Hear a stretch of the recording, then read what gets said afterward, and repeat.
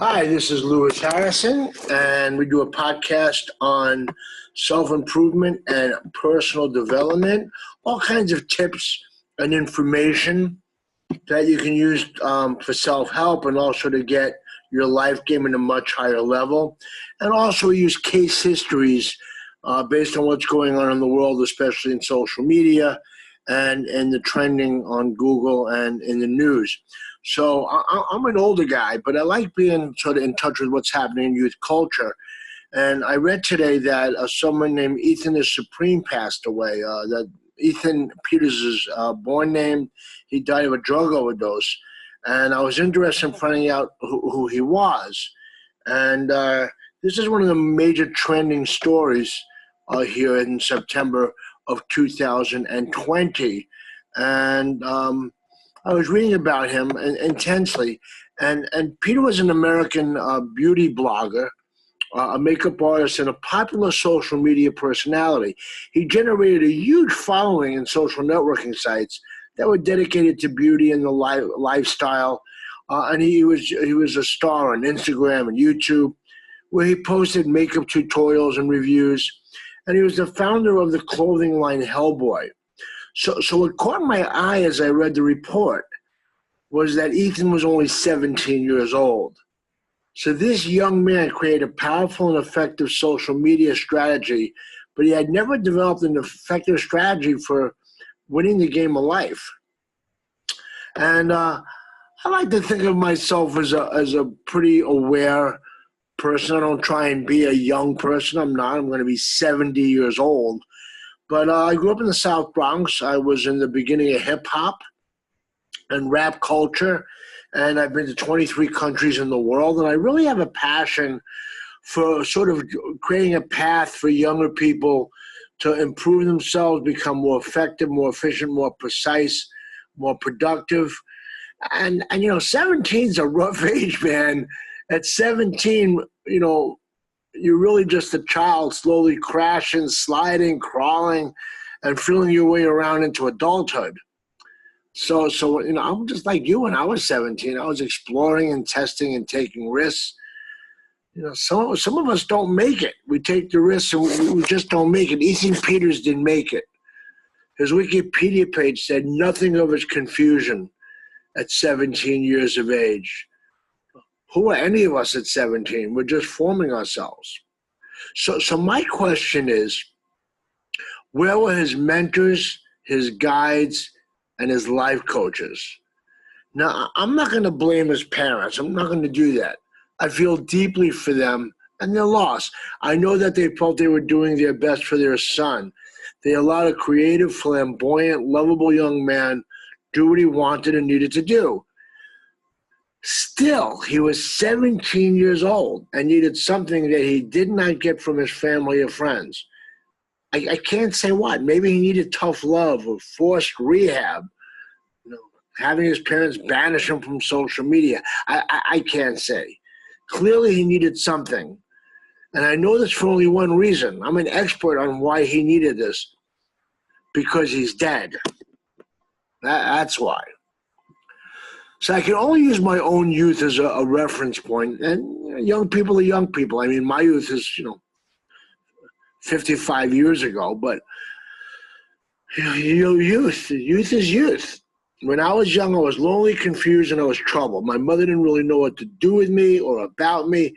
And at one point, my behavior got so bad that they threatened to throw me into, make me a ward of the state. Sign me over to the state. She got so tired of having the school call her up, cops call her up, neighborhood watch call her up. I was just trouble. Well, anyway, I turned out okay. I became a successful writer and life coach. I know who Jay-Z is, and Cardi B, and Rihanna. I turned out okay. But looking back, I can say there were two things my mother did in raising me that I remember clearly.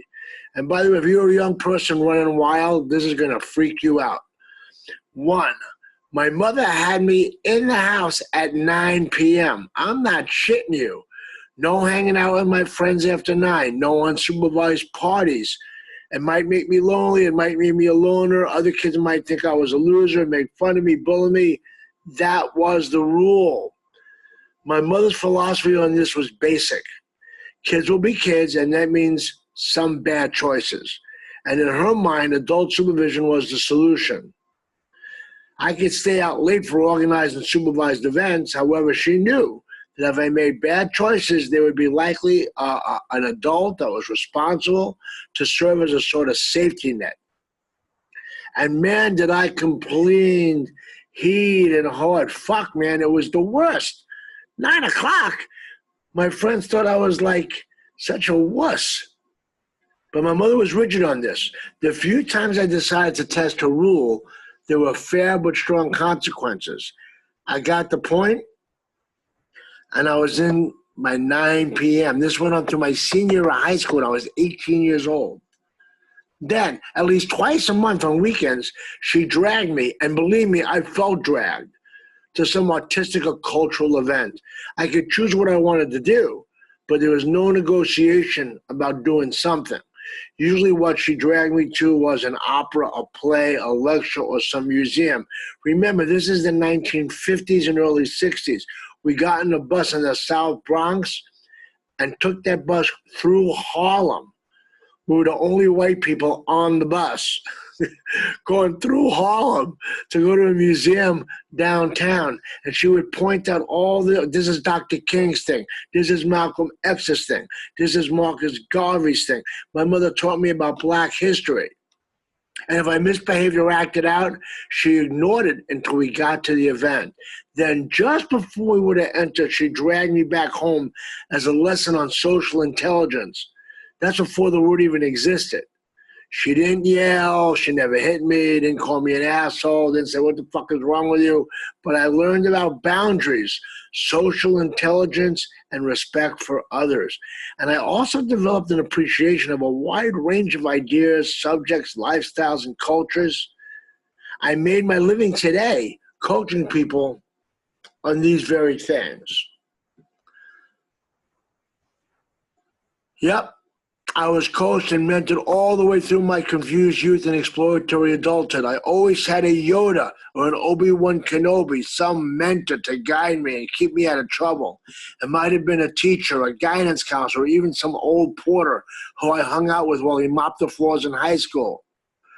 Even if I was intent on getting in trouble, there was a support system of adults who could force me to behave myself. After all, I was only 17 years old. Where the fuck was Ethan the Supreme's Yoda Obi-Wan Kenobi? He was 17 years old with addiction issues. Who was there to be more than just a friend on Facebook, someone to help him navigate the world while he was becoming a social media celebrity? I mean, social media marketing can produce incredible results, even for a young tween. Ethan sold one of his social networking sites for $25,000 before he even entered high school. But he's dead. Let's look up at Ethan is Supreme's life. He began using social media in the 7th or 8th grade. He also began using makeup at a young age. And by the summer of 2017, he had amassed a following of 100,000 people. He has had to leave his private Christian school because his sexuality and social media activity violated their moral conduct code. And by the way, if his parents were supportive of him, and I'm not judging his parents, what was he doing in a Christian school? Anyway, while he was not kicked out of the school, the administration implied that he was not welcome despite receiving support from other fellow students. So Peter began online school and opened the clothing line Hellboy. As of September 2020, Peter's had 139,000 YouTube subscribers and 500,000 Instagram followers. Of course, he's dead. This is what Wikipedia had to say about his personal life. He was from Huntsville, Texas. His parents were property investors. He was gay. Peters advocated against racism during the COVID-19 pandemic. He posted about his experience being bullied at a young age. And he was a close friend with influencer Ava Louise. Peter struggled with drug addiction, the likely cause of his death in his home on September 5th, 2020. So that's it? What I want to know is, what were his dreams, his fears, his inner life, his personal struggles? I didn't even know this boy, man. I wish I did, so I could hug him, give him my phone number, and ask him to call me if he needed a real friend, a mentor, an adult to give him some guidance. Look, I've gone on long enough about this beautiful and sad, addicted, lonely, and now deceased celebrity in the world of social media. This is my point here. If you are a young person who feels lost and aimless, I hope you will reach out to some caring, safe, and wise adult, some mentor, to teach you what you need to know to prosper and survive in the game of life. And if you're an adult with some street smarts, integrity, and generosity, I hope you will seek out a young person who seems lost and aimless. I hope you will reach out to them as a caring, safe, and wise adult mentor to teach them what they need to know to prosper and survive in the game of life. My name is Lewis Harrison. I have a website at AskLewis.com, and I have a fan page at AskLewis on Facebook. Thanks for listening in, and I hope you will continue to follow my series of podcasts on personal development, self-improvement, and self-help. And please subscribe to this channel. Have a great day and stay safe.